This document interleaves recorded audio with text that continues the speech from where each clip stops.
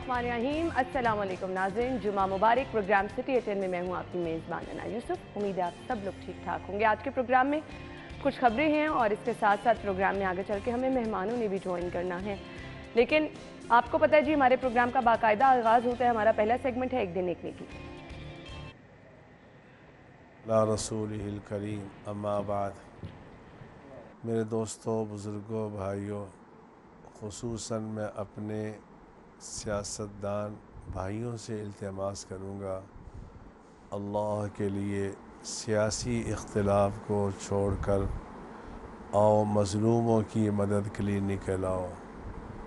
आज हमारी बहनें, हमारी बेटियाँ, हमारे बुज़ुर्ग खुले आसमान में बैठकर ये कहते हैं, मता नसरुल्लाह, अल्लाह की मदद कब आएगी।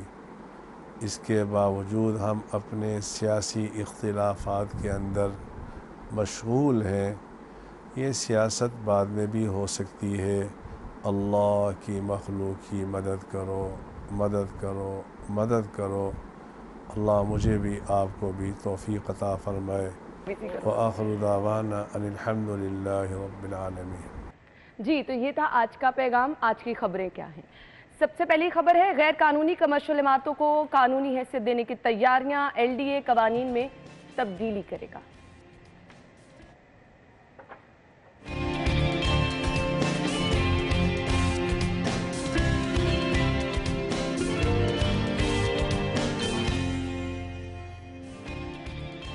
वज़ीर आला हाउस में शाही ख्वाबों के लिए 9 करोड़ 75 लाख रुपए मुख्तस।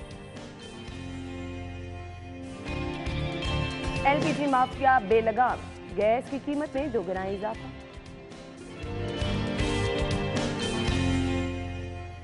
और इसके बाद निजी लेबॉर्ट्रीज में अस्पतालों में CBC टेस्ट के मुंह मांगे दाम वसूल किए जाने लगे हैं।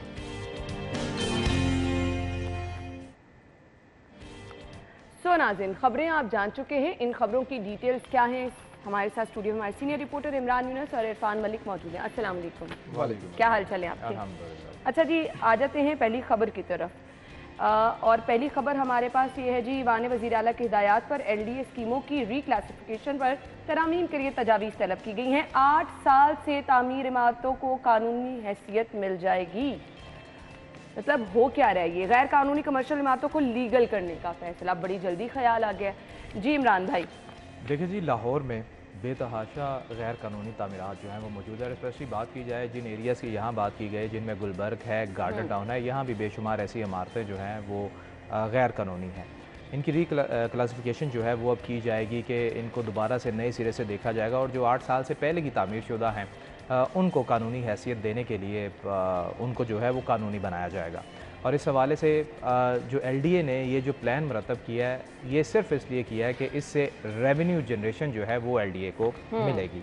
माजी में भी ऐसा हुआ, तकरीबन कोई 10-12 साल पहले ये हुआ था कि लाहौर में जितनी गैर कानूनी इमारतें थी उनको मसमार करने के अहकाम जो हैं सुप्रीम कोर्ट ऑफ पाकिस्तान की जानिब से आए थे। और तब जिन इमारतों ने जितनी अपनी ज़्यादा मंजिलें बनाई थी उनको तोड़ दिया गया था। तब भी ये चीज़ सामने आई थी कि अगर उनसे जो है वो बार्गेनिंग कर ली जाए, उनसे पैसे ले लिए जाएँ, उस मद में फ़ीस की मद में पैसे ले लिए जाएँ, तो यकीनन तब भी रेवेन्यू जो है वो जनरेट होगा।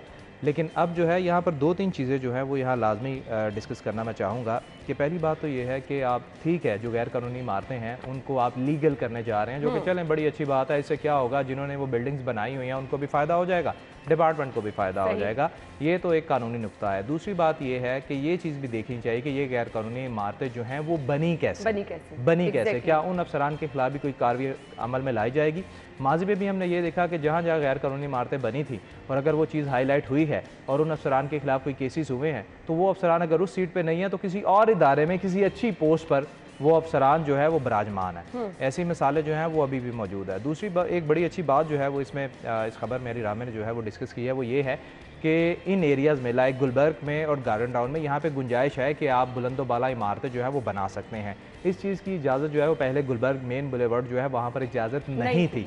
अब जो है इसकी इजाज़त दी जाएगी कि आप बिल्डिंगें ऐसे फैलाने की बजाय अब उसको ऊपर लेकर जाएंगे और मल्टी स्टोरी बिल्डिंग जो है वो बनाई जाएंगी, जिनमें 7 मंजिला भी हो सकती हैं, 8 मंजिला भी हो सकती हैं। तो उससे काफ़ी फ़ायदा जो है वो होगा।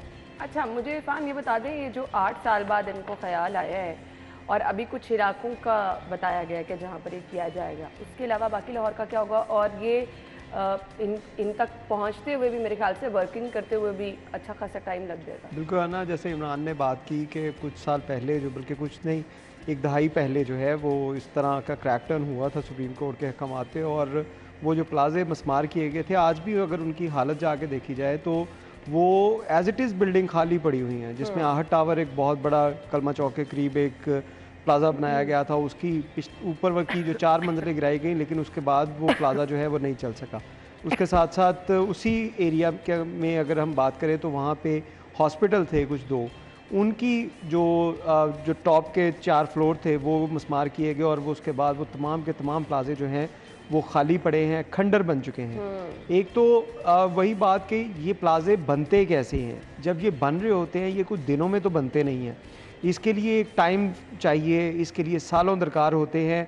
वहाँ पे वर्किंग हो रही है तो ये कोई अंडरग्राउंड नहीं चीज़ें चल रही होती जो किसी को नज़र नहीं आती, ये सरेआम चीज़ें हो रही होती हैं। तब ये डिपार्टमेंट जिनका काम है इनको रोकना, वही अफसर जो हैं, वही एहलकार जो हैं, वो उनके साथ मिली भगत कर लेते हैं और वो चीज़ें बन जाती हैं। बाद में क्या होता है कि ये केसेस चले जाते हैं कोर्ट में। अब गुलबर्ग में भी आपको कई ऐसी, जो अगर मेन बुलेवार्ड गुलबर्ग की हम बात करें तो वहाँ पे कई ऐसी बिल्डिंग्स आपको नज़र आएंगी जो अरसा दराज से लिटिगेशन चल रही है वहाँ पे। उसी एरिया के अंदर आपको नज़र आएगी कायद-ए-आज़म मोहम्मद अली जनाह की एक प्रॉपर्टी, जिसके ऊपर कब्ज़े का इशू था, एंटी करप्शन में इसकी इंक्वायरी थी और अरसा दराज से वो इंक्वायरियाँ चल रही थी कि उनकी जगह के ऊपर कब्ज़ा हो गया। तो बाकी आप हालात यहाँ पे देख लें क्या होंगे, और जब ये सालों गुजर जाते हैं तो अब आपके पास और कोई हल नहीं है, क्योंकि अगर केसेस चल रहे हैं तो उससे ना तो एलडी को फ़ायदा हो रहा है, ना तो उसके जो बाकी डिपार्टमेंट्स हैं, ना उसको रेवेन्यू जनरेट कर सकते हैं, ना उसको आप स्ट्रीमलाइन कर सकते हैं, ना उसको आप किसी कानून और ज़ाब्ते के अंदर लेके आ सकते हैं, क्योंकि वो सारे केसेस कोर्ट में चल रहे होते हैं। उसका मालकान जो है, प्लाजे के मालकान, वो डायरेक्टली फ़ायदा उठा रहे होते हैं कि एक प्लाजा चल भी रहा होता है, लिटिगेशन भी चल रही होती है और वो मामला ऐसे देखते हैं। अब ये अगर किया जा रहा है तो लेकिन इसके ऊपर भी अभी बहुत टाइम दरकार होगा। ये इसी तरह नहीं होगा कि आज वज़ीर आला की कबीना बन गई है और उसके अंदर ये डिसीजन ले लिया जाएगा कि सारी की सारी जो है वो उसको कानूनी करार दे दिया जाए या इनको कानूनी गैर कानूनी। मेरे जहन में ना बहुत एक अहम बात आ रही है कि ये वो इमारतें हैं जो बड़ी बड़ी इमारतें हैं, जिनको कमर्शियल इमारतें हैं, जहाँ पर काम अच्छा खासा सारा दिन चलता है। हमारे यहाँ इतने बड़े बड़े वाक़यात हुए हैं, आप देखते हैं आग लगने के वाक़यात, और इसके साथ साथ कितने ऐसे वाक़यात हुए हैं जहाँ शॉर्ट सर्किट हो गया। सो इन इमारतों को अगर चेक ही नहीं किया गया तो यहाँ पर तो ये इश्यूज़ भी एज इट इज़ होंगे ना। देखिए, आप बड़ा अच्छा नुक्ता जो है वो आप हाईलाइट कर रही हैं। इस पर बात होगी, पंजाब गवर्नमेंट भी करेगी, सिटी डिस्ट्रिक्ट गवर्नमेंट भी करेगी, एलडीए भी करेगा और दीगर जो कानून नाफिज करने वाले इदारे हैं वो भी करेंगे। लेकिन कब करेंगे? जब खुदा न खास्ता दोबारा ऐसा वाक़या होगा। ना एलडीए ने विजिट किया, ना वहाँ पर बिल्डिंग कवानीन जो हैं पूरे लाहौर में ऐसा है। फायर फाइटिंग सिस्टम और अलार्म जो है सिस्टम, ये आपको बहुत कम बिल्डिंगों में नज़र आता है। ज़िला इंतज़ामिया भी क्या करेगी, नोटिस जारी कर देगी। अभी रिसेंटली जो पेस वाला वाक़या हुआ है, आप बताएं, एक हफ्ता या मेरे ख्याल से कुछ सिर्फ 11 या 12 दिन, क्योंकि ये हमने नोट किया था, 11 से 12 दिन वो कैंपेन रही थी कि जी शहर में इन इमारतों का जायजा लिया जाएगा, रिपोर्ट मुरतब की जाएगी। लेकिन उस पर फर्दर क्या हुआ? कुछ भी नहीं हुआ। ऐसे वाक़यात हमेशा होते हैं और करोड़ों नहीं अरबों रुपया नुकसान जो है वो शहरियों का और ताजरों का होता है, और उसके बाद जानी नुकसान जो है वो भी होता है। लेकिन ये सारी सूरत हाल यूं की तू रहती है। अब यहाँ वाक़या हमारे सामने है, कितना लोगों का नुकसान, कारोबारी नुकसान हुआ। अब ये जो रिक्लासिफिकेशन जो है वो करनी जा रहे हैं रूल्स की, कि जो गैर कानूनी इमारतें हैं उनको कानूनी करार देने जा रहे हैं। इन्हें करें, बहुत अच्छी बात है, करें, लेकिन इनको हैवी पेनल्टी रखनी चाहिए। ऐसी हैवी पेनल्टी रखनी चाहिए कि कोई भी शख्स जो है वो दोबारा इल्लीगल कंस्ट्रक्शन करने के हवाले से 1000 बार सोचे। लेकिन ये करेंगे नहीं। क्यों? क्योंकि अभी अगर माजरत के साथ अभी अगर ये पंजाब गवर्नमेंट जो है ये करने जा रही है ना, गुलबर्ग और गार्डन टाउन में इल्लीगल इमारतों को लीगल करने जा रही है, आप देखिएगा इनमें इनके मिलने वाले कितने होंगे, जानने वाले कितने होंगे। ये जब इमारतों को कानूनी हैसियत देंगे, एक लीगल हैसियत दी जाएगी, तो इरफान यहाँ पर फिर एक बड़ा नुक्ता ये भी है, जैसे हमने फायर सेफ्टी आलात की बात की, इमारतें तो तब तक बड़ी बड़ी बिल्डिंग्स मंजूर नहीं होती जब तक वहाँ पार्किंग प्लाजा ना हो। 800 से ज़ायद सिर्फ ये जो आपका गुलबर्ग और इसके साथ साथ आपके जो कारोबारी मराकज़ हैं इनके पास आसपास 400 से ज़्यादा ऐसे प्लाजे हैं जिन्होंने अपने कागजात जब जमा करवाए कि हम ये नक्शा पास करवाएंगे तो इस नक्शे के अंदर हमारी बेसमेंट के अंदर पार्किंग होगी। ये प्रोटोकॉल है ना, सेट प्रोटोकॉल है, सेट प्रोटोकॉल है। और ये पार्किंग प्लाजे जो हैं वो पार्किंग प्लाजों के जो पार्किंग एरिया है इसकी परमिशन लेकर जब ये बन जाते हैं, पर प्लाजा कंप्लीट हो जाता है, फाइनल टच इसको दे दिया जाता है, तो वहाँ पे पार्किंग की जगह जो है वो शॉप्स बना दी जाती हैं और उनको रेंट आउट कर दिया जाता है। वो प्लाजे नहीं रहते और जो गाड़ियाँ पार्क होनी है वो सड़कों के ऊपर। बाद में वहाँ पर फॉलो अप ऑपरेशन करना, देखना, रिस्पॉन्सिबिलिटी किसकी है? डेफिनेटली इन इदारों की जिन्होंने इनको आपने इनके नक्शे पास किए हैं। अगर आपने इनको कानूनी करार दिया है कि हाँ ये वाकई कानूनी है, तो उसके बाद अगर ये कोई वायलेशन कर रहे हैं तो उनको हैवी फाइन करने, जैसे इमरान ने कहा कि हैवी फाइन्स हों। हैवी फाइन का असल में इशू ये है कि आप जब भी ये ऐसी कंपेन चलती है तो वो थोड़ा बहुत फाइन होता है, वो कहते हैं अच्छा चले ये तो लेना। वो हैवी फाइन नहीं ना कहते, हैवी नजराने दे देते हैं और फिर बात खत्म हो जाती है। तो यही बात है, इसी वजह से तो गैर कानूनी तामीरात जो है वो हो जाती हैं। बिल्कुल नहीं तो कैसे पॉसिबल ही नहीं है ना, किसी के बगैर। हम वही बात कर रहे हैं कि मिली भगत के बगैर छुप के तो बनती नहीं है चीजें। ये तो सरेआम चीजें बन रही हैं, सारी दुनिया को नजर आ रही हैं, आप लोगों को नजर आ रही है, मुझे नजर आ रही हैं। तो उन इदारों को क्यों नहीं नजर आ रही जिनका ये काम है कि गैर कानूनी जो तामीरात है उसको रोका जाए? वो तब एक्शन में आते हैं जब या तो कोई सुप्रीम कोर्ट की तरफ से ऑर्डर दे या कोई बड़ा जो ऑफिसर है या सियासतदान है वो उसके ऊपर एक्शन ले ले और कहे कि नहीं इसको गिराएं, या उसके अपने को मुफादात हो कि नहीं अब ये बंदा काबू में नहीं रहा तो इसको गिरा दे। बहुत देर से ऐसे ही चल रहा है और ऐसे ही चलता रहेगा। हम एक ब्रेक ले लेते हैं। ब्रेक के बाद जब वापस आएंगे तो हमने अगली खबर डिस्कस करनी है, जो शायद मुझे लग रहा है कि खानों के नाम पहले ले लूँ या बाद में ले लूँ। बहुत ज़बरदस्त खाने हैं, आपको कुछ खानों का टेस्ट तो नहीं करा सकते लेकिन एक पिक्चर ज़रूर उन खानों के दिखा देंगे। ब्रेक के बाद वापस आते हैं।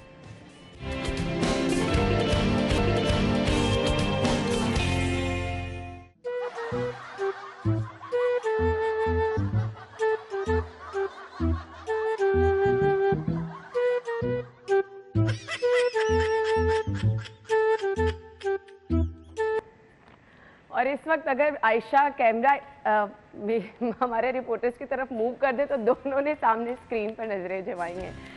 तो ये वो चीज़ें हैं। मैं पहले आपके साथ खबर शेयर कर देती हूँ। ईवान वज़ीर आला में शाही ख्वाबों के लिए 9 करोड़ 75 लाख रुपए, एक बार फिर अनाउंस कर दूँ जी, 9 करोड़ 75 लाख रुपए।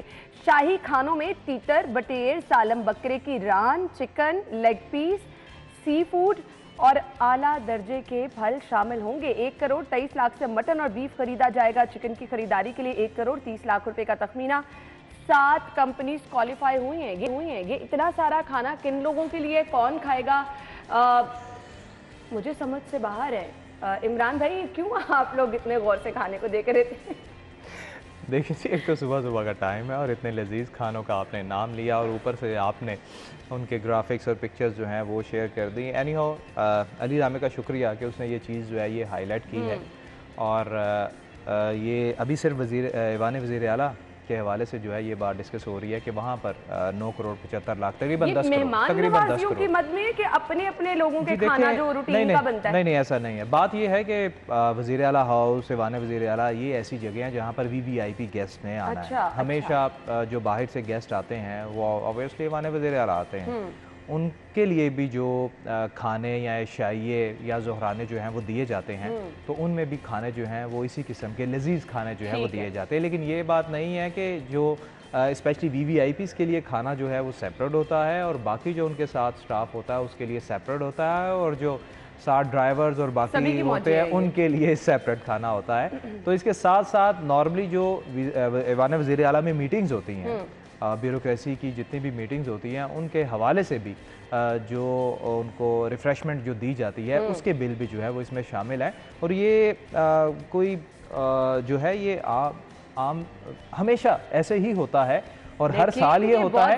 और तमाम ये तो सिर्फ ईवान वज़ीर आला की बात हो रही है, जितने भी आपके बड़े बड़े ऑफिसेज हैं, चाहे वो मिनिस्टर हाउसेज हैं, मिनिस्टर ऑफिसेज हैं, उनका सेपरेट बजट जो है वो होता है। और इतना ही यहाँ पर ऑयल भी बड़े अच्छे लेवल का यूज होता होगा खानों में। तमाम चीजें जो हम कहते हैं ना, बी कैटेगरी की चीजें लोगों को मिल रही हैं। और इरफान, यहाँ तो सारा कुछ बड़ा आला क्वालिटी का पहुंचता होगा ना। देखे आला क्वालिटी की अगर बात करें तो वहां पर कौन सा रिटेल स्टोर से सामान आता है? उन्होंने कौन सा सब्जी मंडियों में जाना है?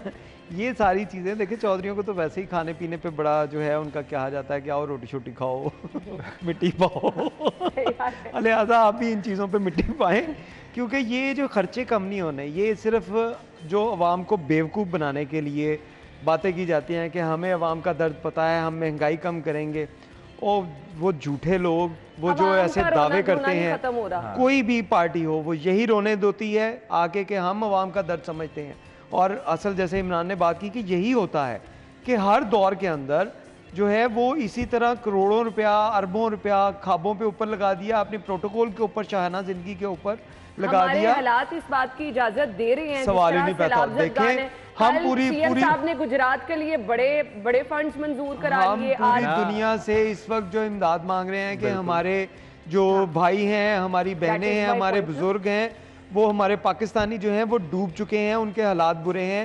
कल एक वीडियो मैंने देखी और उसमें वो देखकर ऐसे कलेजा मुंह को आ रहा था कि एक आटे का ट्रक जो था वो आटा वहाँ पे दे के गए डोनेशन लोगों में, और उसके बाद उस एक थैले जो 10 केजी का थैला था उस पे 4 लोग लड़ रहे थे एक दूसरे से, और जिसके हाथ में था वो लोग चीखे मार रहा था कि मेरे घर में खाना नहीं है।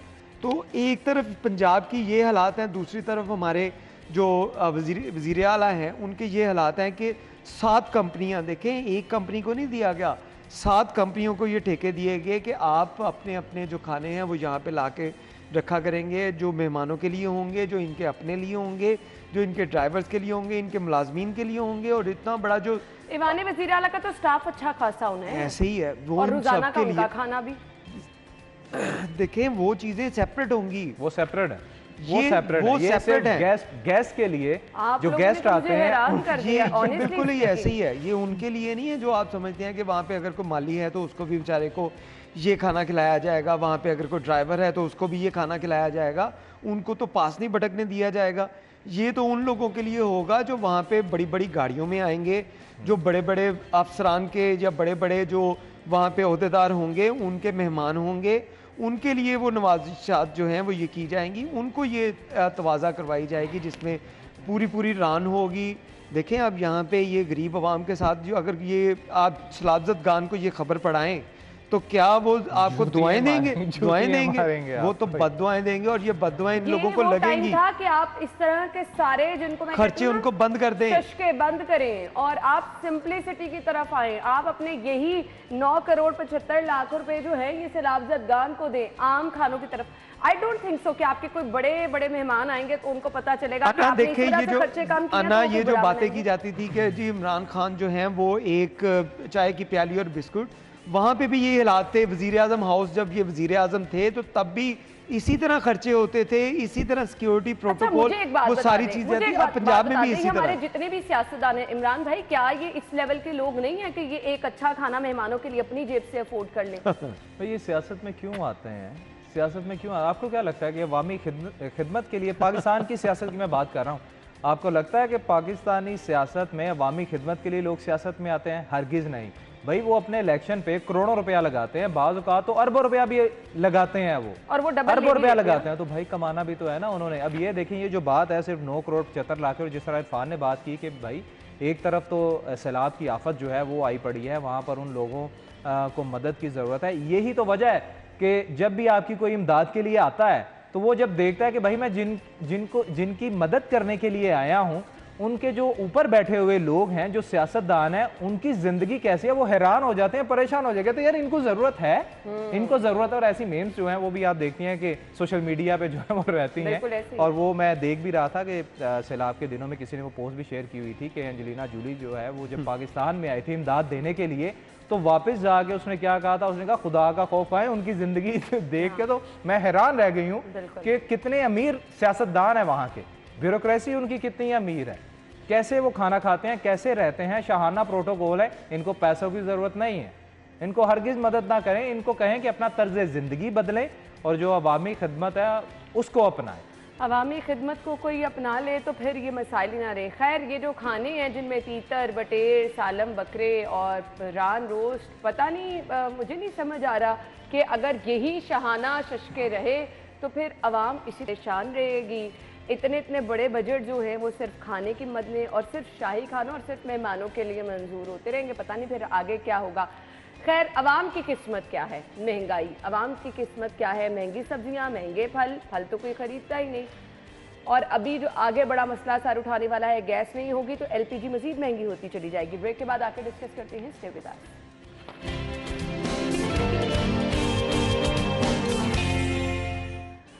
और अब जी कुछ बात हो जाए अवामी मसाइल की। पहले तो बात हुई जी हुक्मरानों के शहाना प्रोटोकॉल, शहाना ख्वाबों की। अवाम के मसले क्या हैं? अवाम का मसला ये है कि हर गुजरते दिन के साथ महंगाई होती चली जा रही है। महंगी बिजली, महंगा पेट्रोल, महंगा आटा और महंगी अशिया खुरनोश। अभी जो खबर है, एलपीजी माफिया बेलगाम, गैस की कीमत में दुगना इजाफा कर दिया गया।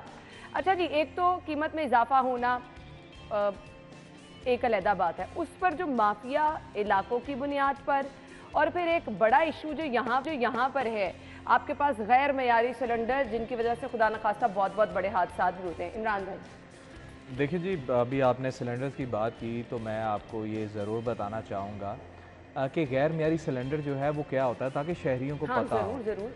जो म्यारी सिलेंडर होता है, जो कि आप देख भी सकते हैं, बेसिकली ये तंदूरों पर भी होते हैं और गाड़ियों में भी होते हैं। जो लीगल सिलेंडर होता है उसके दरमियान में कहीं भी लाइन जो है वो नहीं होती। कंपनी के जो सिलेंडर होते हैं, ज्वाइंट नहीं होता। कंपनी के जो सिलेंडर होते हैं वो बिल्कुल ऐसे सांचे में बने होते हैं कि उनके अंदर ना कोई ज्वाइंट नहीं होता। अच्छा। जो गैर म्यारी होते हैं उनमें वो ज्वाइंट जो है वो होता है, और उस लीकेज की वजह से ही ये तमाम तर हादसा जो है बहुत ज़्यादा ज़मीन आसमान का फ़र्क होता है, इसीलिए तो ये आम मिलते हैं। अच्छा, दूसरी बात रही एलपीजी की कीमत के हवाले से अगर हम बात करें तो एलपीजी का जो मसला है वो डायरेक्ट इससे मुतासिर कौन होता है? मज़दूर तबका होता है, दिहाड़ीदार तबका होता है। ये नान जो तंदूर वगैरह होते हैं ये भी ये यूज़ करते हैं, और बेचारे रिक्शे वाले जो हैं वो भी ये यूज़ करते हैं। तो सबसे ज़्यादा मुतासिर जो है वो तबका होता है। यही वजह है कि हुकूमत को ये चीज़ नज़र नहीं आती कि सरकारी कीमत आपने रखी हुई है फ़ी किलो की 202 रुपये और 212 रुपये, और कीमत जो है वो लिटरली ये बात बिल्कुल ये इसी तरह है कि 400 रुपये किलो जो है वो बिक रहा है। कल ही मैंने जो हमारे इलाके में तंदूर वाला है, और वो मुझसे यही शिकायत कर रहा था कि इमरान भाई 400 रुपये किलो हमें एलपीजी गैस जो है यहाँ पर मिल रही है। तो इस हवाले से आप कोई चीज़ जो है वो हाईलाइट करें। अच्छा, उस वक्त मुझे ये अंदाज़ा नहीं था कि कीमत वाकई सरकारी कीमत 212 रुपये है। मुझे ये था कि शायद कोई 300 के करीब होगी या 350, शायद 50 रुपये का मार्जिन जो है जो लोग जो हैं वो ले रहे हैं। लेकिन ये 100% मार्जिन जो है कमाया जा रहा है और हुकूमत जो है वो बिल्कुल चुप है। अभी तो आप ये देखें, अभी तो सर्दियाँ आई नहीं। अभी जब सर्दियाँ आएंगी और उस वक्त जब कोयला महंगा होगा और उस वक्त एलपीजी की कीमत देखिएगा कहाँ पे जाएगी। घरेलू सारिफीन के साथ ये होने वाला है कि गैस बिल्कुल नहीं आनी है। अब यहाँ पर तो फिर माफिया की तो चांदी हो जाएगी इरफान। बिल्कुल, माफिया की चांदी हो चुकी है, और कितनी होगी। चांदी हो चुकी है कि एक 212 रुपए की चीज़ अब 400 रुपए की फरोख्त हो रही है। उसको कोई रोकने वाला नहीं है। कल बेचारे रक्षा यूनियन जो है वो एहतजाज कर रही थी कि हमें सरकारी रेट के ऊपर ही ले दें। आपने सरकारी रेट भी देखे, कोई कम नहीं है 212 रुपये। यही जो एलपीजी थी ये 80 रुपये, 100 रुपया, 120 रुपये इस रेट पे होती थी। ये तो ये भी बहुत जो ज़्यादा रेट है कि 212 रुपये उसका सरकारी रेट है, उस पर भी नहीं मिल रही। वो बेचारे अब इस बात पे चीखना शुरू हो गए हैं कि यार खुदारा हमें 212 पे जो है वही ले दे। वो लोगों को नहीं मिल रही। और जैसे ये नान भाई की बात की गई तो आपको मैं यहाँ पे ये बताता चलूँ कि 25 रुपये का नान हो चुका है।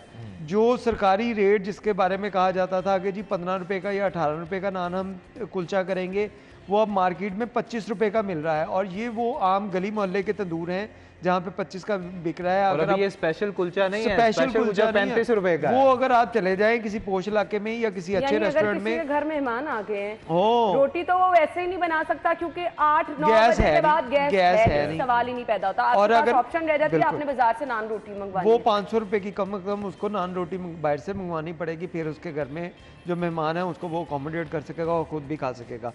ये हालात हो चुके हैं कि कोई पूछने वाला ही नहीं है। असल में जिन लोगों ने पूछना है और उनको अपना पता नहीं है कि हमने इस हुकूमत में रहना है या हमने कब तक रहना है, या हमने अगर हमारे पास कम वक्त है तो उसमें हमने क्या क्या समेटना है। जिन्होंने पूछना है उन्होंने अपने लिए तो एक उन लोगों लिस्ट को पूरी बना लिया, उन लोगों ने 75 लाख हाँ रुपए के बिल्कुल खानों की। देखिए, उन्होंने कहा कि हमारे मामला ठीक रहे, अवाम जाए भाड़ में, अवाम जो जैसे जलील हो रही है, ख्वार हो रही है, वो होती रहे, उनको कोई सरोकार नहीं कि अगर 212 रुपये की LNG जो है, LPG जो है, वो अगर 400 रुपये में बिक रही है तो इससे हुकूमत को कोई सरोकार नहीं, क्योंकि उनके अपने घर के जो अखराजात है, देखिए 9 करोड़ रुपया साल का वहाँ पे अगर खर्च होगा तो एक आम आदमी जिसने 1000 रुपया 1500 रुपया उसने दिहाड़ी लगानी है, वो अगर 1 किलो LPG अपने घर के इस्तेमाल करेगा तो 400 रुपये की तो उसकी LPG चली गई, उसने बिजली का बिल कहाँ से मैं देना ये है। कहती हूँ ना, मसला सिर्फ एक नहीं है, उसने अपने बच्चों की फीसें भी हर ऐसे सूरत ही है। देनी है, हर उसने चीज़। बिजली का बिल भी देना ही देना है, उसने रोजाना के इस्तेमाल की चीजें खरीदनी है।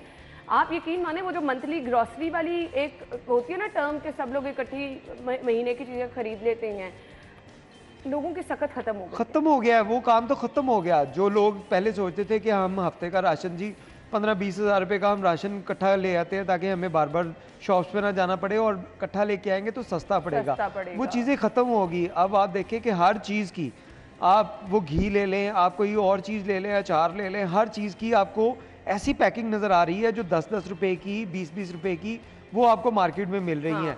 घी का पैकेट अगर देखें, वो पाव का घी का पैकेट पहले 1 किलो का पैकेट होता था या आधा किलो का पैकेट होता था, या 4 लीटर का जो बोतल होती थी या वो कनस्तर मिलते थे, वो चीज़ें अब ख़त्म होगी। लोग पाव पाव पे चीज़ों पे आ गए हैं। तो अब आप सोचें कि कोई ग्रॉसरी करेगा, कोई इकट्ठी, वो ख़त्म हो गया है हालात। अब आप बड़े बड़े डिपार्टमेंटल स्टोर देख लें, उस पर भी वो रश नहीं रहता जो आम दिनों में हमें नज़र आया करता था कि लोग एक बड़ी तादाद के अंदर जब सैलरी उनकी आनी तो उन लोगों ने उस जो डिपार्टमेंटल स्टोर का रुख करना कि हम ग्रॉसरी अपनी करके ले आएंगे, वो हालात भी नहीं रह गए। हर तरफ जो है लोग मुतासिर हुए हैं, लेकिन जिन लोगों ने इसके ऊपर एक्शन लेना है, जिन लोगों ने इसके ऊपर वर्किंग करनी है, उन लोगों को अपने मामलात से ही फुर्सत नहीं मिल रही। ये भी चीज़ इरफान मेंशन करना चाहूंगी, हम हमेशा कहते हैं लोग मुतासिर हो रहे हैं, हम लोग भी मुतासिर हो रहे हैं, बिल्कुल, क्योंकि हमने भी इसी तरह अपने घरों के हम बिल भी इसी माशरे का हिस्सा है ना। बिल्कुल ना, हमने भी इसी तरह अपने घरों के बिल भी देने हैं, हमने भी इसी तरह अपने घर के बजट डिसाइड करने हैं। और जब आपको पता चलता है आपकी तनख्वाह या ये सब चीज़ें निकल गई हैं, यकीन माने आप लोग तो अच्छी तरह जानते हैं हाथ में कुछ भी नहीं रहता, और फिर आपकी नजर होती है कि जी अब अगले महीने इंतजार करना है कि तनख्वाह कब आएगी। अगले महीने से पहले आप ये सोचते हैं कि हम ये अगले कोई 10-15 दिन जो रह गए हैं इसको गुजारने के लिए किसी से उधार पकड़े। वो उधार पकड़ के आप अगली जब सैलरी आती है तो उसमें से आप जब सबसे पहले कहते हैं यार मैं उधार उतार लूँ, तो ये इसी तरह डेफिसिट आपका चलता रहता है और ये खत्म होने वाली चीजें अभी नजर नहीं आ रही। जब यही रूटीन रहेगी तो फिर आम बंदा दबता चला जाएगा। अपना कुछ बनाना, कुछ अपने लिए, वो कहते हैं ना अपने अच्छे बुरे वक्त के लिए कुछ संभाल के रखना चाहिए, वो तो बात अब गई। आप पैसे नहीं किसी भी तरह से बचा सकते। ब्रेक के बाद हमने कुछ बात कर अस्पतालों और निजी लेबॉर्ट्रीज में टेस्ट रेट जो है, जो आप बीमार होने की सूरत में मुख्तलिफ लेबॉर्ट्रीज में जाके टेस्ट करवाते हैं, अब यहाँ पे चेक एंड बैलेंस भी रखने वाला कोई नहीं है। प्राइवेट लेबॉर्ट्रीज हैं, सरकारी अस्पतालों में भी जो भी हो रहा है चीज़ें, हालात असल में क्या हैं, ब्रेक के बाद आकर डिस्कस करेंगे। हमारे साथ ही रहिएगा।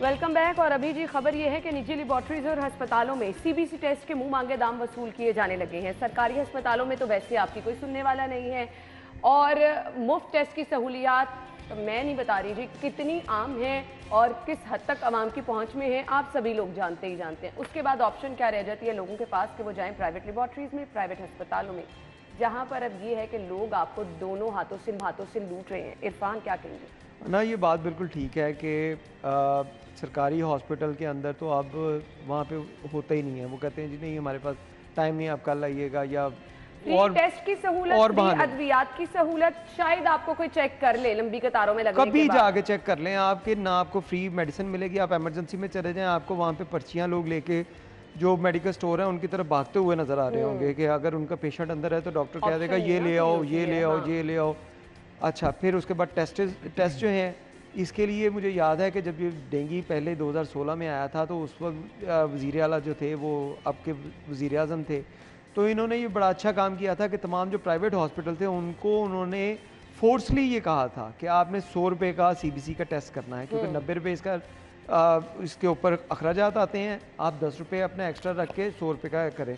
और लोगों ने जो प्राइवेट हॉस्पिटल में मजबूरन किया, ये वज़ीर आला पंजाब अब जो हैं इनके बारे में ये बड़ा परसेप्शन थी लोगों की कि हॉस्पिटल के काम में ये बड़े अच्छे थे, ये अवामी जो इश्यूज़ हैं उसके ऊपर बड़ा ज़बरदस्त काम करते हैं। लेकिन वही बात है, वज़ीर आला का एक दौर हम देख चुके हैं। लेकिन असल में इशू यही है कि जो लोग अब ओहदों पे हैं इनको अपना नहीं पता कि हम कब तक हैं या हमारे पास जितना टाइम है उसके अंदर हम क्या क्या कुछ कर सकते हैं। यही वज़ीर आला अब जो मौजूद हैं, आप देखें कि इन्होंने हॉस्पिटल की एमरजेंसी बड़ा ज़बरदस्त किया। अब हॉस्पिटल के अंदर ना आपको अद्वियात मिल रही हैं ना आपके टेस्ट हो रहे हैं। और जो CBC के लिए अगर आप प्राइवेट हॉस्पिटल में जाएंगे या प्राइवेट लैब पे जाएंगे, वो जो 90 रुपये का टेस्ट है वो 500 या 700 रुपये में अपनी मर्जी के रेट रखे हुए हैं, कोई पूछने वाला नहीं है। डेंगू का इसी वजह से आपका डाटा भी कंपाइल नहीं हो रहा कि डेंगू आपको कितना जो है वो ज़्यादा स्प्रेड कर रहा है, क्योंकि अगर सरकारी हॉस्पिटल में करेंगे उसका डाटा आपके पास रहेगा, अगर आप प्राइवेट हॉस्पिटल में करेंगे या लैब्स में करेंगे तो वो सरकार के साथ डाटा जो है वो शेयरिंग नहीं करते। जैसे कोरोना में था कि कोई भी कोरोना का पेशेंट किसी भी हॉस्पिटल में किसी भी लैब में आता था तो उसका डाटा फौरी तौर पे शेयर कर दिया जाता था, क्योंकि वहाँ पे डेस्क बने थे, एक हेल्पलाइन नंबर दिए गए थे कि आपने फौरी तौर पे इन्फॉर्म करना है। और हम खुद ये चेक करते रहे हैं कि प्राइवेट हॉस्पिटल के अंदर जब पेशेंट आते थे कोरोना के तो उसकी रिपोर्टिंग के लिए हम लोग उनसे जो उनके डेस्क बने हुए थे वहाँ पे रब्ता करते थे और पूछते थे कि आपके पास कितने पेशेंट हैं, तो वो बताते थे।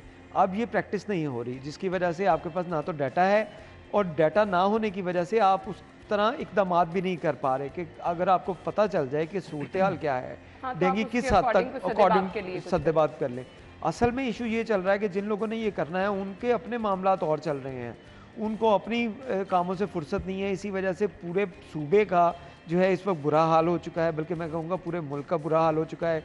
किसी जगह पे हम सैलाब से मुतासिर हैं, किसी जगह पे हम डेंगू से मुतासिर हैं, किसी जगह पे हम महंगाई से मुतासिर हैं, किसी जगह पे हम कह रहे हैं कि हमें जो है खाने पीने की अशिया जो है वो मिल ही नहीं रही। तो ये सूरत हाल होगी तो उसमें अल्लाह ही अब जो है वो। और किसी भी मर्ज की जब आपने तशखीस करानी होती है तो उसकी डायग्नोज कराने के लिए आपको टेस्ट कराने पड़ते हैं, और यकीन माने इतने महंगे टेस्ट जिसने 3 से 4 टेस्ट कराने हैं उसके पास 10 से 15 हज़ार रुपये तो होने ही चाहिए, और उसके बाद डॉक्टर की फ़ीस अलहदा, उसके बाद अद्वियात अलहदा।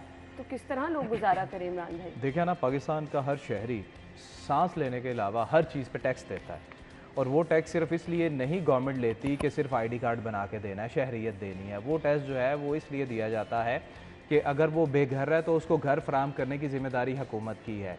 सेहत तालीम से रिलेटेड तमाम तर सहूलियात उसको और उसके बच्चों को देने की ज़िम्मेदारी गवर्नमेंट की है। ये हर मुल्क जो है वो देता है। वाहिद हमारा सिर्फ पाकिस्तान है जहाँ पर टैक्सेस तो बढ़ते हैं और जो इसके बदले सहूलतें देनी होती हैं जिसमें तालीम और सेहत है वो पीछे की पीछे चली जाती हैं। अब आप ये देखें कि अगर आप निजी लैब्स और हॉस्पिटल्स की बात करें, जब आप वहाँ पर सिर्फ CBC के लिए जाएंगे ना तो वो आपको कुछ ऐसे नुक्ते निकाल के दिखाएंगे कि आप सिर्फ CBC नहीं, आप कुछ और टेस्ट जो हैं वो लाजमी करवाना पड़ेंगे। इसलिए लोग जो हैं वो बेचारे वापस आ जाते हैं कि जो टेस्ट उन्होंने 100 रुपये 200 रुपये में होना है वो टेस्ट 3, 4 या 5 हज़ार रुपये में होना है, तो वो लोग वापस आ जाते हैं।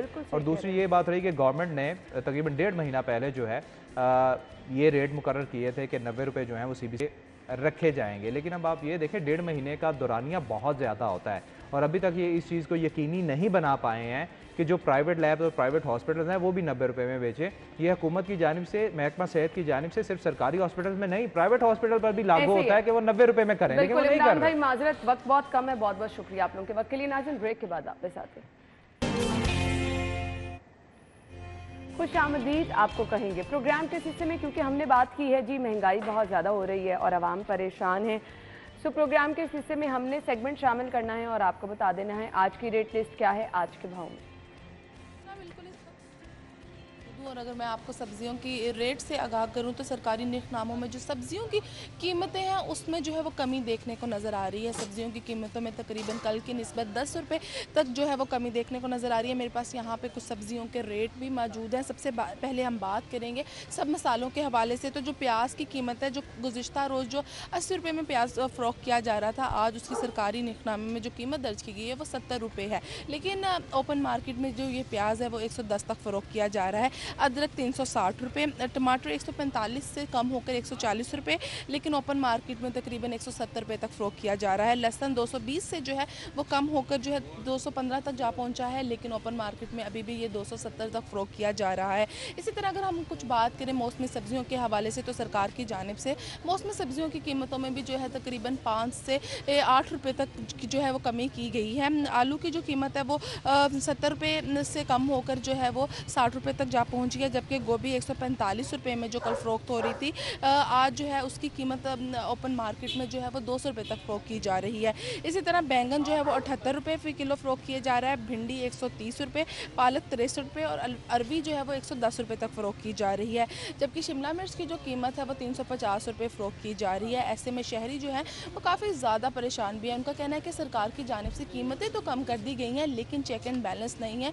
दुकानदार अपनी मनमानी कीमतों पर चीज़ें फ़रोख्त कर रहे हैं। सरकारी निकनामों में जो कीमतें दर्ज हैं उससे तकरीबन 20 से 30 रुपये जो है उससे इजाफा करके बेचा जा रहा है। शहरियों का कहना है कि कीमतें कम करने से कुछ नहीं होगा, इस पर चेक एंड बैलेंस रखा जाए ताकि जो शहरी हैं वो उस बढ़ती महंगाई से उनको छुटकारा भी हासिल हो और जो एक्चुअल कीमतें हैं उस पर जो है उनको सब्जियां मिल सके। जी ठीक है, थैंक यू फरीहा। सब्जियों की कीमतें आपने बताई और हर मार्केट में इशू ये आ रहा है कि इलाकों की बुनियाद पर रेट्स हैं। अगर पोश इलाके में चले जाएँ वहाँ पर जैसे भी हमने बात की थी कि नान के रेट डिफरेंट है, इसी तरह सब्जियों के भी रेट हर मार्केट के लिहाज से डिफरेंट है। आप जिस इलाके में चले जाएं वहाँ पर, और फिर कैटेगरीज बना दी गई हैं, फिर आपने सिलेक्शन करनी है, महंगी सब्जी खरीदनी है तो वो आपको अच्छी मिल जाएगी, सस्ती सब्जी खरीदनी है तो जी फिर क्वालिटी पे कॉम्प्रोमाइज़ करना पड़ेगा। हम प्रोग्राम में आगे बढ़ेंगे। आज की हेल्दी टिप हमने शामिल कर ली है।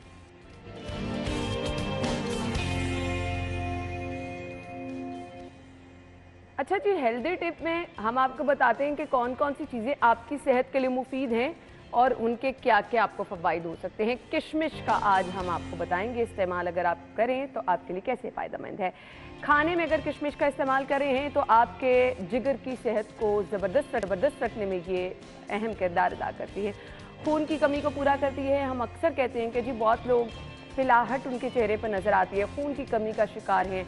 बच्चे बड़े किसी भी एज ग्रुप में अगर आप रूटीन बना लें, थोड़ा सा किशमिश का इस्तेमाल करते रहें तो आपके लिए अच्छा हो जाएगा। कम से कम 40 से 50 ग्राम किशमिश खाना आंखों के लिए मुफीद है, यानी आपकी आंखों की बीनाई को जो है वो ज़बरदस्त रखता है। दूध बादाम डालकर अगर आप किशमिश को दूध में डालकर अगर आप इस्तेमाल करेंगे तो ये आपकी हड्डियों की मजबूती के लिए बहुत ज़बरदस्त हो जाएगी। नाश्ते में इस्तेमाल करने वाले लोग ये सोच लें कि जी थोड़ा सा वेट रिडक्शन जो है उनका मेंटेन करने में उनको मदद मिलेगी। ब्लड शुगर को कंट्रोल करती है, जल्द अज जल्द जो है वो आपके खाने के हज़म करने को भी बेहतर रखती है अगर आप खाने से आधा घंटा पहले इसका इस्तेमाल कर लें। फिर एक बड़ी चीज़ जो कि हम सबको चाहिए होती है जी, क़ुव्वत मुदाफ़त को बूस्ट करने में भी किशमिश का किरदार बहुत ज़बरदस्त है, आपके लिए बहुत ज़्यादा हेल्पफुल हो सकती है। ज़रूर इसका इस्तेमाल कीजिए और हमें फ़ीडबैक दीजिए। सो नाज़रीन, ये थे जी आज के हमारे सेगमेंट जो कि आपके साथ शेयर किए हैं। प्रोग्राम के इस हिस्से में हमारा टॉपिक बहुत अहम है। मैं खुद ये सोच रही थी कि अगर मैं सैलाब ज़दगान की मदद करना चाहूँ तो फिर मेरे पास डिफरेंट ऑप्शंस मौजूद हैं।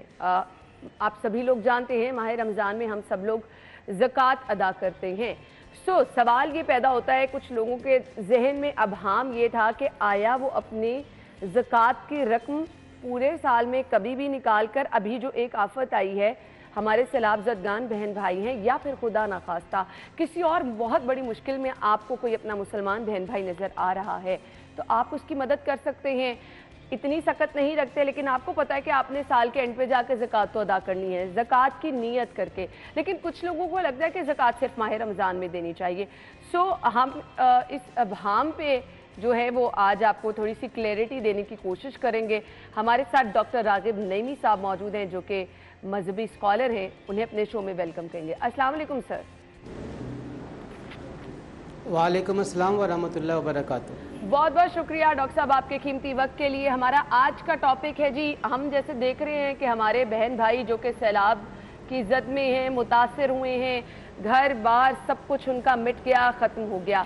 अब हमने उनकी मदद करनी है। लोग ये जानना चाहते हैं कि आया वो अपने ज़कात के पैसे, जो कि हम अक्सर देखते हैं कि ज़कात माह रमज़ान में सब लोग देते हैं और लोगों को लगता है कि ज़कात माह रमज़ान में देंगे तभी लगेगी, तभी उसकी अहमियत होगी, तभी उसकी इम्पोर्टेंस को माना जाएगा।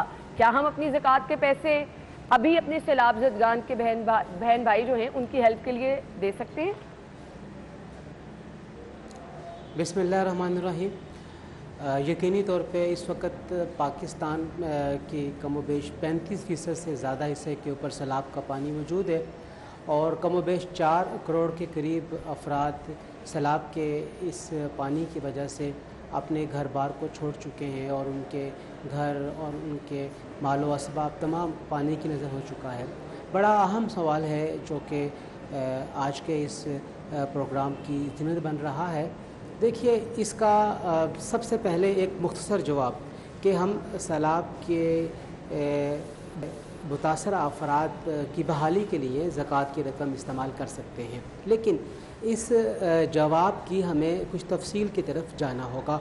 और जो आपने सवाल के साथ एक और चीज़ भी अटैच की कि माह रमज़ान में ज़कात की रकम निकाली जाती है, तो माह रमज़ान में ही क्यों निकाली जाती है, उसकी क्या वजह है और क्या माह रमज़ान से पहले निकाल सकते हैं या नहीं निकाल सकते।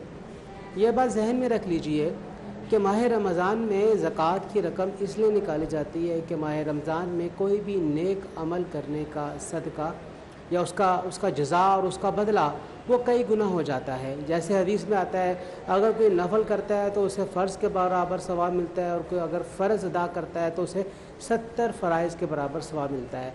तो अपने सवाब में ज़्यादती के लिए माह रमज़ान को मुंतखब किया जाता है ज़कात की रकम अदा करने के लिए या दीगर माली उमूर सर अंजाम देने के लिए। दूसरी बड़ी अहम बात यह है कि जो ज़कात की फ़र्ज़ियत है, ये ज़रूरी नहीं है कि हर साहिब निसाब वो माह रमज़ान में ही साहिब निसाब हो कि माह रमज़ान जब आएगा तो फिर वो ज़कात की रकम निकालेगा। हर फ़र्द जो कि साहिब निसाब होता है, ज़रूर वो कभी माह रमज़ान में साहिब निसाब बनता है, कोई शख्स शवाल में बनता है, कोई शख्स ज़िकत में बनता है, कोई मुहर्रम में बनता है, कोई रबीउल अव्वल में बनता है साहिब निसाब।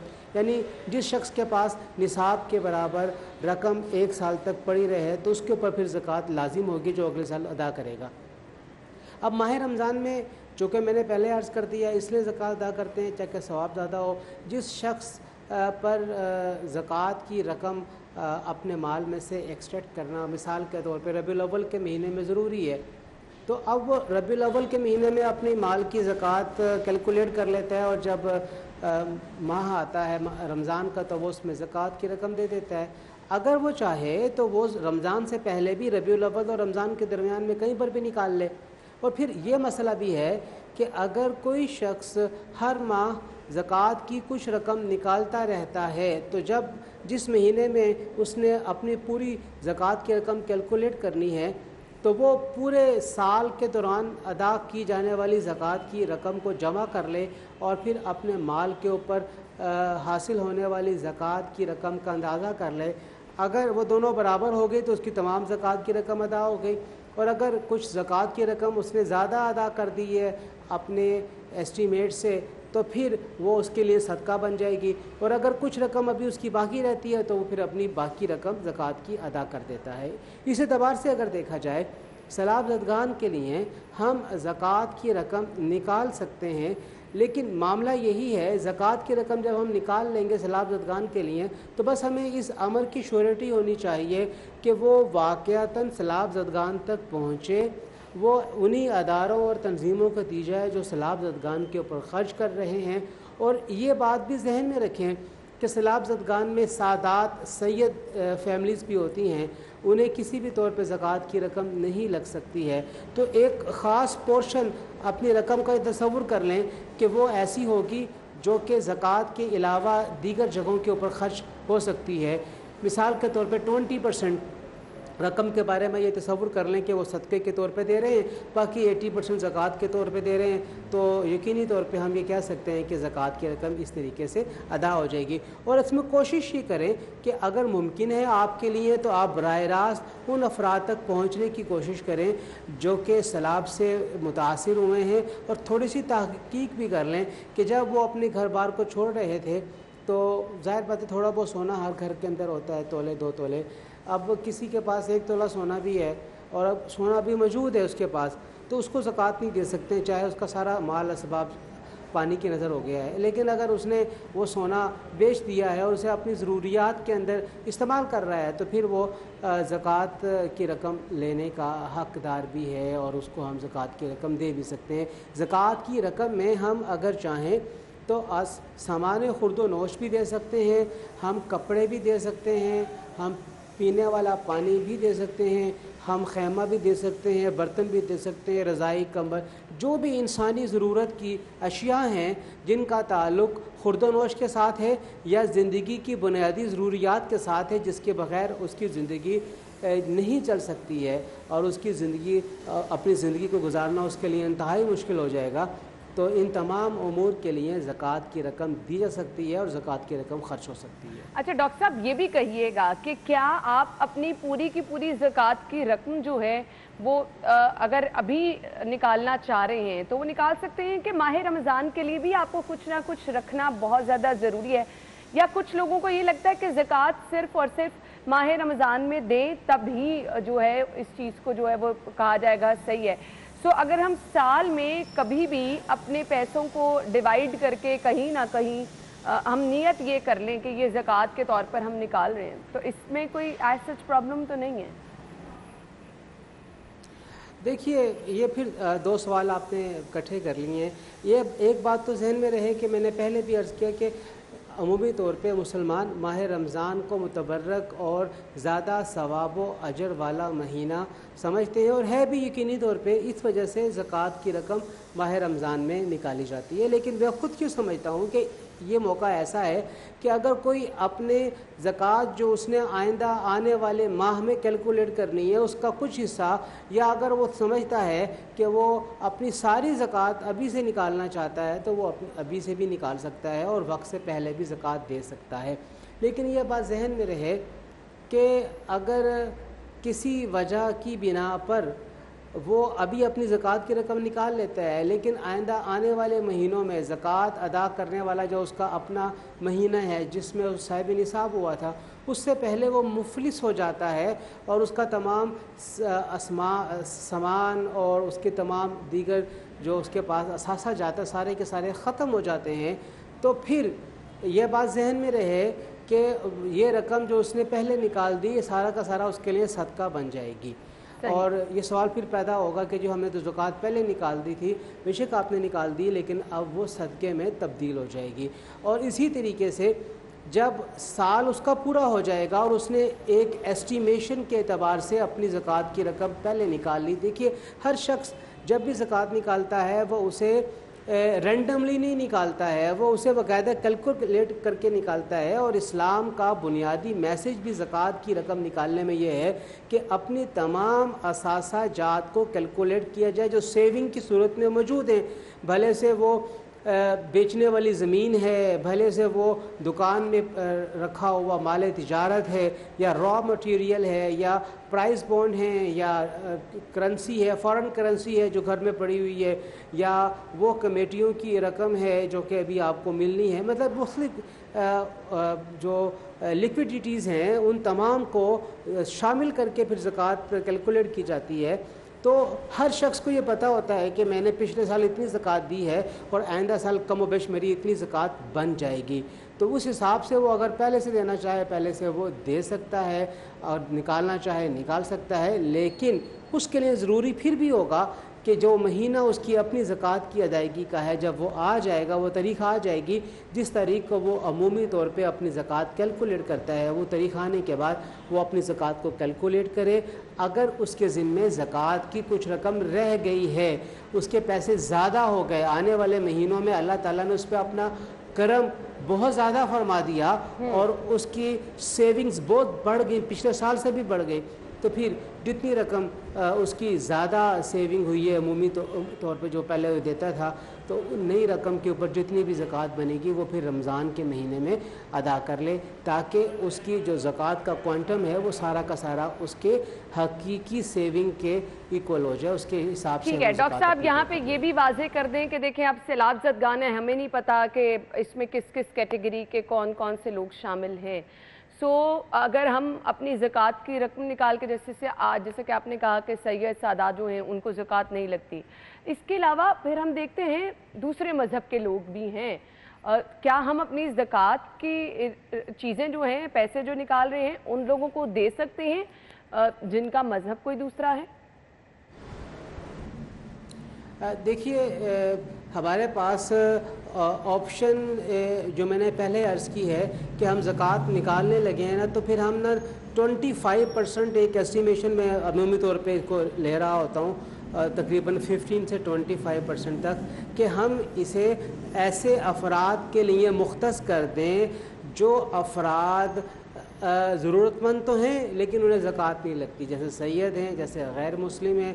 ज़ाहिर बात है गैर मुस्लिम भी हमारे पाकिस्तानी शहरी हैं और पाकिस्तान मुल्क होने के नाते से वो उनसे हमारा भाईचारा बहैसियत मुल्क के बशिंदे के अतबार से तो है, और जिस तरीके से मुसलमानों की ज़रूरत है सैलाब में मुतासिर होने के बाद, इसी तरीके से ये अफराद भी हैं।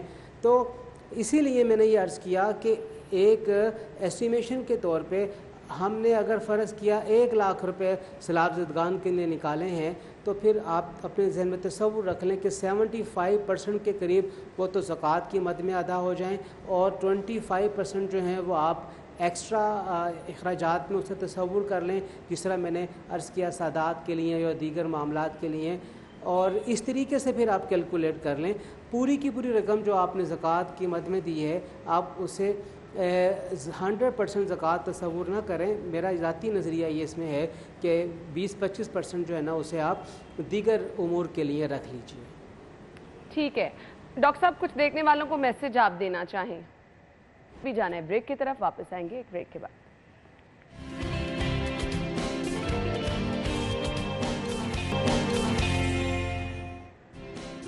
खुश आमदीद आपको एक बार फिर से कहेंगे। शोबा वकालत में बहुत सारे लोग आना चाहते हैं, हम देख रहे हैं ये रुझान आम भी होता चला जा रहा है, लड़कियों में, लड़कों में। अब सवाल ये है कि अब इस फील्ड में आने के बाद क्या क्या चैलेंजेस हैं, इस फील्ड में आने के बाद जो चैलेंजेस हैं उससे पहले आपको क्या करना पड़ता है, एक अच्छा वकील बनने के लिए आपको क्या क्या चीज़ें पता होनी चाहिए, और फिर इसके साथ साथ ही पहले तो ये था कि LLB की डिग्री जो थी वो आपके लिए काफ़ी थी, अब इसके बाद भी कुछ इम्तिहानात हैं। हमारे आज के मेहमान जो कि हमें इस टॉपिक पे बताएंगे सारी डिटेल्स, प्रोफेसर हुमायूं एहसान साहब हैं जो कि dean Pakistan college of law हैं। अपने मेहमान को खुश आमदीद करें। अस्सलाम वालेकुम जी। थैंक यू जी। वालेकुम अस्सलाम। क्या हाल चाल है आप? मैं थैंक यू, ठीक है। बहुत बहुत शुक्रिया आपके वक्त के लिए। सबसे पहले तो मुझे बताइएगा फील्ड कैसी है, लोगों को, नौजवानों को, लड़कियों को, लड़कों को इस फील्ड में आना चाहिए वकालत के शोबे में?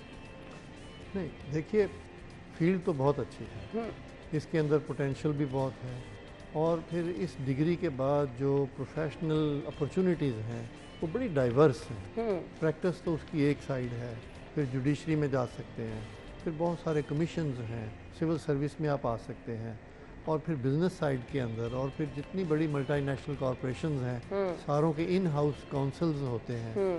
सो इस डिग्री की एप्लीकेशन बड़ी वाइड स्प्रेड है और बड़ी डीप है, यानी there is no limit. I mean काफ़ी ब्रॉड है। ठीक है, ठीक है। अच्छा जी, अब ये बताइएगा इब्तदाई मराहिल स्टूडेंट्स जो कि इस तरफ आना चाह रहे हैं, सबसे पहले उन्हें क्या क्या चीज़ें देखनी है, अपने माइंड में रखना क्या क्या है? बहुत सारे स्टूडेंट जैसे डिग्री लेते हैं, घरों में बैठ जाते हैं, फिर ये तो ना सिर्फ, बल्कि मैं यहाँ पर इसी शोबे की बात नहीं कर रही, बहुत सारे लोग मैथ्स कॉम की डिग्री लेते हैं, घरों में बैठ जाते हैं, किसी और शोबे में वो बहुत ज़बरदस्त मार्क्स लेते हैं, घरों में बैठ जाते हैं। सो इस तरफ जो आना चाह रहा है, फील्ड वर्क तो करना ही करना है। देखो ये बात ठीक है आपकी, और मैं भी यही कहूँगा कि भाई डिग्री लें और उसको ज़ाया ना करें, लेकिन फॉर एग्ज़ाम्पल अगर चंद हज़ार लोग ये डिग्री ले लेते हैं और प्रैक्टिस में नहीं आते, वो एक बेहतरीन शहरी बन जाते हैं। ना लेने से तो फिर भी बेहतर है कि डिग्री ले लेनी चाहिए। अब मेडिसिन में या इंजीनियरिंग में एक प्रॉब्लम है कि आप एक बहुत बड़े गवर्नमेंट के नेशनल रिसोर्सेज को और उन सीट्स को इस्तेमाल करते हैं, और बाद में जब प्रैक्टिस नहीं करते आप हमारा बड़ा नुकसान करते हैं। लेकिन बाकी जो सोशल साइंसेज हैं, इसके अंदर एक सोशल अवेयरनेस का मायार तो वो लोग भी बढ़ा रहे हैं तो एक्टिवली प्रैक्टिस में नहीं आते। हाउएवर, जो आपका सवाल का बुनियादी नुक्ता था कि जो लोग इस फील्ड में आना चाहते हैं उनको क्या चीज़ देखनी चाहिए, देखिए हर शोबे का एक इमीडिएट इम्प्रेशन होता है कि उसकी ग्लैमर है, ग्लैमर देख के मत आइए, आप इसको ज़रा इन डेप्थ स्टडी करें। सारा कुछ आसान नहीं होगा और सारा कुछ बहुत इंटरेस्टिंग भी नहीं होगा। आपको अपने आप को प्रोफेशनल रिगर्स के लिए एक रेजिलियंस शो करनी है और अपने आप को प्रिपेयर करना है कि हम जिस प्रोफेशन में जाने लगे हैं इट डिमांड्स एक्सीलेंस। अब देखें, जो एक माफ़ करना जो अमूमी इमेज बन गया है वकील का, वो बहुत मुख्तलिफ है जो प्रोफेशन की एक्चुअल रिक्वायरमेंट्स हैं उनसे। एक्चुअल रिक्वायरमेंट्स तो बहुत हार्ड वर्किंग बंदे के लिए मांगता है और बहुत ज़्यादा माइंड एप्लीकेशन जो है उसको मांगता है, जबकि अगर आप वैसे देखेंगे तो ये दो चीज़ें शायद दूसरा नज़र नहीं आती। क्या वजह है इसकी? लोग क्या समझते हैं, डिग्री हो गई कंप्लीट, प्रैक्टिस में आ गए तो बस हम वकील बन गए, दैट इज़ इनफ? अच्छा देखिए, ऐसा होता नहीं है। अगर वो लोग डिग्री हासिल कर लेंगे जिन्होंने कभी अपनी एजुकेशन को सीरियसली नहीं लिया, तो डिग्री लेने के बाद उनको एजुकेट करना कि भाई तुम किस रास्ते से आए हो, किस रास्ते पे चल रहे हो, ये बड़ा मुश्किल और टू लेट हो जाएगा। मैं क्या कहना चाह रहा हूँ, एक काम करिए, 100 काम करने के हैं, पहला काम वो करें जो फर्स्ट थिंग फर्स्ट जिसे हम कहते हैं। आप अपने स्टूडेंट्स को हम ये कहना चाहते हैं कि वहाँ जाएं डिग्री करने के लिए जो अदारे वैलिडिटी रखते हैं, सही, और जिनकी डिग्री भी वैलिड है। मैं ये क्यों कह रहा हूँ, मार्केट में बहुत सारी ऐसी जगह आ गई हैं जिनकी डिग्री वैलिड नहीं है, जिनको पढ़ाने की ऑथराइजेशन नहीं है। सही। अब ये एक सेकंड क्वेश्चन है कि वो तमाम अदारे जिनको पढ़ाने की इजाज़त है क्या वो मायारी हैं या नहीं हैं, और उनमें बड़े नुकाइस हैं। चलो वो तो एक है चैप्टर। पहला तो ये तो देख लें कि वो अदारे जिनके पास कोई ऑथराइजेशन नहीं है और वो डिग्री भी जो ऑफ़र कर रहे हैं उसकी कोई वैलिडिटी नहीं है, पहले तो उनसे बाखबर रहिए और उनमें ना जाइए। सूनर लेटर इन बच्चों को, इन यंगस्टर्स को प्रॉब्लम होएंगे, क्योंकि हमारे अब ये अवेयरनेस आ गई है, बाहर में भी, जुडिशरी में भी और एक प्रोफेशन में भी, कि हम ये क्या कर रहे हैं। हमें किसी स्टेज पे फिल्टर्स लगाने पड़ेंगे और सबसे पहला फिल्टर तो ये लगेगा ना कि जो डिग्रीज वैलिड नहीं है उनको इजाज़त नहीं होनी चाहिए, और वो अदारे क्यों काम कर रहे हैं जिनके पास कोई ऑथराइजेशन नहीं है। तो पहला ये काम अगर हम कर लेते हैं तो half of the job is done. आपने सही कहा। अच्छा जी, बहुत सारे हम ऐसे भी लोग देखते हैं कि बहुत सारे अच्छे ग्रेड्स के बाद, अच्छे नंबर्स के बाद फील्ड में जब आते हैं, जब वो प्रैक्टिकल लाइफ में आते हैं तो वो उतने अच्छे वकील नहीं बन पाते। व्हाट रीज़न क्या हो सकती है इसकी? देखिए, मुझे नहीं मालूम कि आपका सर्वे क्या कहता है, लेकिन मैं चूँकि इस हम्बल प्रोफेशन में मोर देन 30 ईयर से हूँ, मेरा तो सर्वे ये नहीं कहता। नहीं, ये जैसे क्वेश्चन था ना कि बहुत सारे लोग अगर आ जाते हैं इस फील्ड में, नंबर बड़े अच्छे रहे उनके। मैं आपसे कर्ज करूँ, मैंने पूरी ज़िंदगी 1-2 क्वेश्चंस को फेस किया है। 1 थ्योरी और चीज़ है, प्रैक्टिकल और चीज़ है। भाई ये क्लीशेस छोड़ दें, ये पुराने ज़माने की बातें हैं। दुनिया के बेहतरीन मेडिकल कॉलेज के अंदर जो थ्योरी पढ़ाई जा रही है वो दुनिया की बेहतरीन प्रैक्टिस की बुनियाद है। और वो थ्योरी निकली ही प्रैक्टिस में से बिल्कुल है। आपने सही तो ये का साथ। इसी तरह जो दुनिया के बेहतरीन इंजीनियरिंग सेंटर्स ऑफ एक्सीलेंस है वो लेटेस्ट थ्योरी पेश करते हैं। इसी तरह लॉ में भी अगर आप एक ऐसे अदारे से पढ़े हैं जिसकी एजुकेशन में डेप्थ है और अपडेटेड है, उस थ्योरी से हटके तो फिर आप कहीं मार नहीं खाते। बिल्कुल आपने सही कहा। एंड सेकंड, जो लोग generally speaking with some exceptions, yes, और उन एक्सेप्शंस की हम बड़ी रिस्पेक्ट करते हैं कि बहुत लोग फॉर्मल एजुकेशन के माहौल में उतने कंफर्टेबल नहीं होते, लेकिन जब वो फील्ड में आते हैं उनके गट्स बड़े सामने आते हैं। हैविंग सेड दैट, वो बहुत छोटी तादाद होती है। जनरली स्पीकिंग दुनिया की तमाम बड़ी अदालतों के जो बड़े जजेस हैं वो बेहतरीन स्टूडेंट रहे हैं अपनी लाइफ में। जो लोग टीच कर रहे हैं वो अपनी लाइफ के बेहतरीन स्टूडेंट रहे हैं। और मैंने भी ये देखा है कि जो बहुत अच्छे स्टूडेंट हैं with very few exceptions, yes, कुछ कैजुअलिटी तो होनी होती है, कुछ बंदे के साइकोलॉजिकल प्रॉब्लम। जनरली जो लोग अच्छा परफॉर्म करते हैं वही जाकर आगे अच्छा परफॉर्म। सही। अच्छा, मुझे ये भी बता दीजिएगा, अब हमने वो चीज़ें आपसे पूछनी है जो कि अगर आप वकील बनना चाहते हैं तो आपकी पर्सनालिटी का हिस्सा होनी, गाइडलाइन जिसे हम कह सकते हैं। पहली बात तो यह है कि आपका अंदर एक ये पैशन होना चाहिए कि आप ये, वो तो किसी काम के लिए भी आई थिंक बहुत जरूरी। सो ये कॉमन है, किसी भी आप उस चीज़ का पैशन होना चाहिए। और अपने आप को प्रिपेयर कीजिए कि talent will count slightly in the long run. एकदम से भी हो सकती है सक्सेस, लेकिन ज़्यादा सक्सेस थोड़ा टाइम लेती है। और अगर आप एक यानी जिसमें कोई टाइम लिमिट नहीं है, काफ़ी ज़्यादा वर्किंग आवर हैं और आप चैलेंजिंग प्रोफेशन को ले सकते हैं, और अगर आप एक क्रिएटिव माइंड है, देखो लॉ का प्रोफेशन वो होगा जो ड्रामे में पेश किया जाता है, वो भी होगा, वो भी एक पार्ट होता है प्रेजेंटेशन का, लेकिन एक्चुअली तमाम बड़े लॉयर वो हैं जिन्होंने इंटरप्रिटेशन की है कानून की, जो कानून के नया सांस देते हैं, कानून को वक्त के साथ एक ऐसा मीनिंग देते हैं जो एप्लीकेबल होता है और फ्रूटफुल होता है। बिल्कुल आपने सही कहा। तो ये अगर आप समझते हैं कि आपका इस तरह का क्रिएटिव माइंड है और आपके अंदर एक परसिस्टेंस है, आप रेजिलिएंट हैं और आप एक मेहनत वाले प्रोफेशन चुनना चाहते हैं, तो मैं एक अर्ज़ कर दूं, ये प्रोफेशन जो बज़ाहिर ओवर क्राउडेड है, इसमें इतनी गुंजाइश है, I have more jobs in my pocket than capable candidates. मेरे पास जो लोग जॉब के भेजते हैं वो ज़्यादा लोगों की फ़ोन कॉल्स हैं कि हमें बहुत हाई क्वालिटी स्टूडेंट चाहिए। बहुत जगह है ऊपर के ऊपर, सही, और हर फील्ड में, क्रिमिनल में, सिविल में, कॉन्स्टिट्यूशनल में और कॉरपोरेट में, हर एक फील्ड के अंदर बहुत जगह मौजूद है अगर आप उस एक्सीलेंस के रास्ते के ऊपर चलने को तैयार हैं। और अगर आप मीडियोक्रिटी की बात करते हैं तो it is already far too crowded. सही, आपने कहा टू क्राउडेड है, तो इसमें बेस्ट आप कैसे बन सकते हैं? क्या सिर्फ आपकी मेहनत लगानी है या फिर एक दौड़ आपको लगानी पड़ती है? दौड़ तो मैंने लगन एक ही बात हो गई। हाँ, एग्जैक्टली। बात ये है कि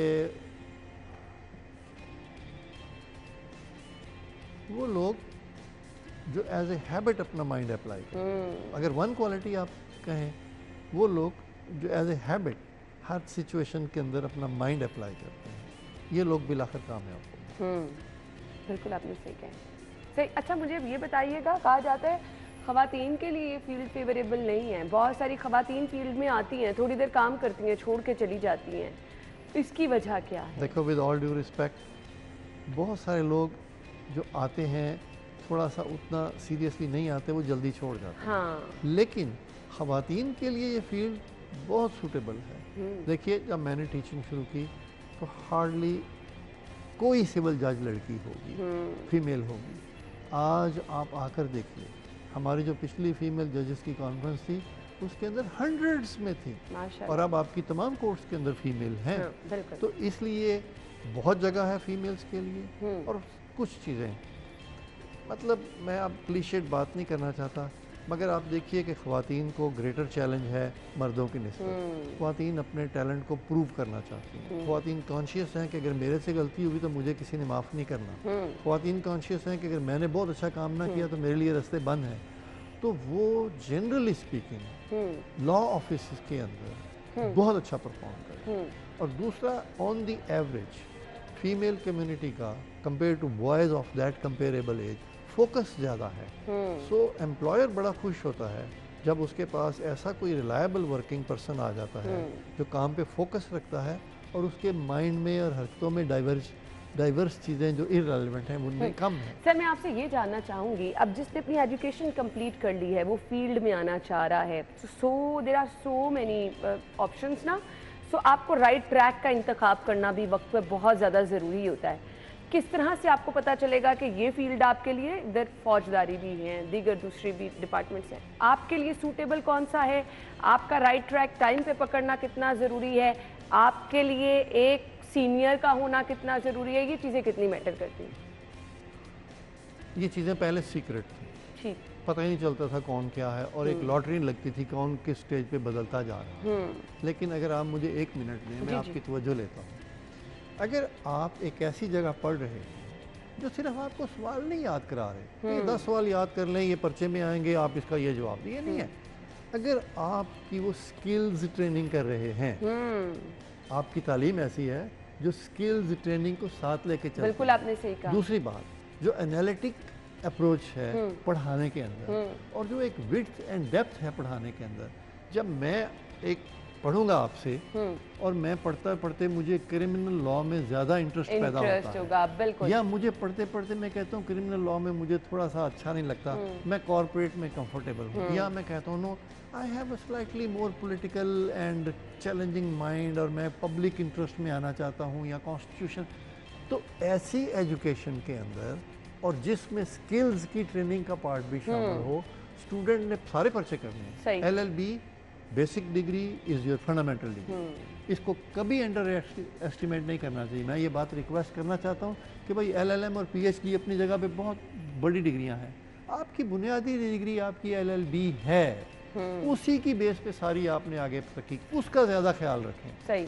तो उसके अंदर जब आप स्किल्स और डेप्थ में जाते हैं, आपको खुद अपने अंदर एक एप्रिसिएशन पैदा होती है कि मैं कौन से वाली फील्ड के लिए ज़्यादा सूटेबल लगता हूँ। बाय एंड लार्ज यही बात है। तो फिर उसी फील्ड के अंदर स्पेशलाइजेशन कीजिए। एंड यस, मेंटोरिंग, आपका सीनियर, हमारे सीनियर्स ने हमारे लिए बहुत कुछ किया, सीनियर्स का बड़ा कंट्रीब्यूशन होता है। अच्छा, यहाँ पे मैं बिल्कुल ये नहीं कहना चाहता, एक और बड़ी आम बात है, एंड देखिए मैं रिलेटिव टर्म में बात कर रहा हूँ, एब्सोल्यूट नहीं कर रहा।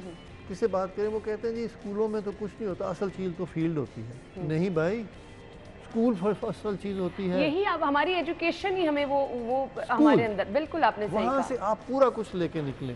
देन यस, मेंटोरिंग बड़ी इंपॉर्टेंट है। मेंटोरिंग के तो गुल ही उस वक्त सामने खिलते हैं जब एक अच्छी स्कूलिंग लेकर सामने कोई आया होता है, फिर मेंटोर को भी मौका मिलता है कि इसको ज़रा पॉलिश किया जाए। तो हर चीज़ की अपनी स्टेज पे एक वैल्यू है, और अगर आप एक अच्छी एजुकेशन के साथ एक गुड मेंटोर के हाथ में जाते हैं तो यस, नथिंग लाइक। सही। अच्छा जी, मुझे ये बताइएगा, हम हर फील्ड में कुछ लोगों को देखते हैं माशाल्लाह वो बहुत आगे जाते हैं। सो इस फील्ड में अगर कोई बहुत आगे जाना चाहता है तो उसके लिए आप क्या सुनहरी असूल बताना चाहेंगे? क्योंकि हमारे पास अब वक्त कम है, तो मैं चाहूँगी हम आपसे आपकी माहिराना राय जान लें कि इस फील्ड में कामयाबी की ज़ामिन क्या चीज़ें हैं। तो मैं बात करूँगा वो किसी को पसंद नहीं आएगी। जो एग्जिस्टिंग ट्रेडिशन है उससे ब्रेक करें, हटें उससे, अपने ऊपर कॉन्फिडेंस रखें, डेप्थ में जाने की कोशिश करें, ये सुनी सुनाई बातों पर मत जाएं। हम एक दूसरे को ऐसी बातें बता रहे हैं कि स्टेटस को कंटिन्यू हो रहा है और ये लो क्वालिटी है, ये बड़ा मीडियोकर है और इसके रास्ते नहीं है। कॉन्फिडेंस रखें, इससे ब्रेक करें। और एक अगर मुझे चीज़ कहनी हो तो मैं कहूँगा कि गो इनटू द इंटरप्रिटेशन, लफ्ज़ को और फिक्रे को समझने की स्किल के अंदर दाखिल हो जाए, ये आपको आगे ले जाएगा। बाकी जो ये आपको बड़े बड़े बातें करते हैं ना, वो ठीक है, नॉट कि मैं उनके खिलाफ कोई बगावत, मैं बगावत कर रहा हूँ, मैं उनकी डिसरिस्पेक्ट नहीं कर रहा, मैं बगावत सिखाना चाहता हूँ, मैं डिसरिस्पेक्ट नहीं सिखाना चाहता। मैं ये कह रहा हूँ कि स्टेटस को से बगावत करें, इससे हटें, इस चीज़ को तोड़ें और जिस तरह दुनिया आगे चल रही है उस तरह एक खुले ज़हन के साथ आगे चलने की कोशिश करें, तो आप ज़रूर कामयाब होंगे। बहुत ज़बरदस्त message, thank you so much. Thank you for listening and having me over. बहुत बहुत शुक्रिया। नाज़रीन, हम ब्रेक लेंगे, ब्रेक के बाद आते हैं।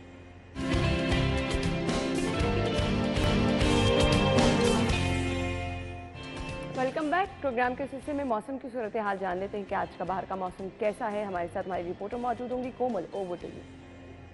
शहर लाहौर के मौसम के हवाले से बात की जाए तो मतला जिसवी तौर पर अबर आलूद है, हल्की सी हवाएं चल रही हैं जो कि अभी आप देख भी सकते हैं कि पत्ते जो हैं वो झूम रहे हैं, हल्के हल्के से जो है वो सरसराहट भी महसूस की जा रही है। और मैं आपको ये भी बताती चलूँ कि हब्स में भी इजाफा रिकॉर्ड किया जा रहा है। धूप जो है वो इस वक्त नहीं निकली हुई, लेकिन गर्मी जो है उसमें थोड़ी सी कमी भी महसूस की जा रही है। माहिरीन की जानिब से बताया जा रहा है कि बारिशों का सिलसिला जो है वो कल की तरह, जैसे कल मुख्तलिफ इलाकों में रिकॉर्ड की गई और कुछ इलाकों में नहीं रिकॉर्ड की गई, आज भी उसी तरह का सिलसिला देखे जाने के हवाले से इम्कानात जो हैं वो मौसम का हाल बताने वालों की तरफ से जो है वो बताया जा रहा है। और दर्जा हरारत के हवाले से बात करूँ तो इस वक्त दर्जा हरारत 34 डिग्री सेंटीग्रेड रिकॉर्ड किया जा रहा है, जबकि माहिरीन की जानिब से ये भी बताया जा रहा है कि आज कम से कम दर्जा हरारत 27 रहेगा, जबकि ज़्यादा से ज़्यादा 35 डिग्री तक जाएगा। और शहरी जो हैं वो आज मौसम इस तरह का होने के बावजूद पार्कों में जो है वो वर्जिश कर रहे हैं, क्योंकि वर्जिश सेहत के लिए काफ़ी ज़्यादा फ़ायदेमंद है। और मौसम का बेहतर होने के हवाले से जो है वो ये कहना है कि मौसम जो है सितंबर के एंड पे बेहतर हो सकता है। अभी जो है वो मौसम कुछ इस तरह से देखने में आ रहा है। जी, थैंक यू कोमल, आपने हमें मौसम की सूरत हाल बताई। अपना ख्याल रखिएगा, कल आपसे मुलाकात होगी। इजाज़त दीजिए।